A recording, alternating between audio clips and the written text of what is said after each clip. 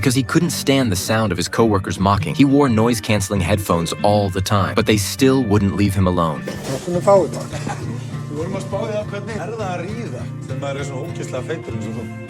Þú ekki hreint sveinn með það.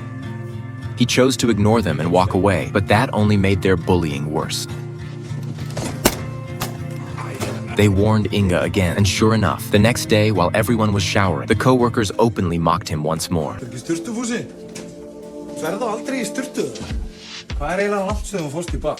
Aldamótin eða? As soon as the laughter faded, they dragged Inga into the shower, turned on the water, and let the freezing stream pour over him. Hoping to end the humiliation quickly, he stayed silent and endured it. Word of the incident reached their supervisor, who asked Inga directly if he was being bullied. Inga hesitated, maybe out of kindness, or maybe to protect the tiny shred of dignity he had left. He denied the truth and brushed it off. Kannski bara smá svona stríðni.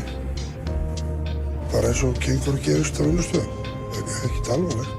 Because of his weight, Inga's life had long been filled with moments like these. Over time, he developed severe social anxiety. At 40 years old, he still didn't have the courage to live on his own and continued living with his mother. Loneliness and pressure had become a constant for him. He often visited a small restaurant where the owner already knew his habits. As soon as Inga sat down, the owner would quietly clear the opposite table setting and bring him his usual order, a plate of Thai noodles. Inga worked the same job every day as an airport baggage handler, headphones always on, mechanically moving luggage along with the rumble of conveyor belts. Painfully introverted, he remained single and alone, his life swallowed by repetitive routines. When the loneliness became unbearable, he would drive to a quiet riverside, turn on the radio, call into a late-night station, and request heavy metal songs. For those few moments, Inga felt free. One day, he bought himself a remote control car he had long wanted. On his way home, he bumped into a little girl who had just moved into the neighborhood. She stared curiously at the toy in his hand, assuming it was a gift for his family.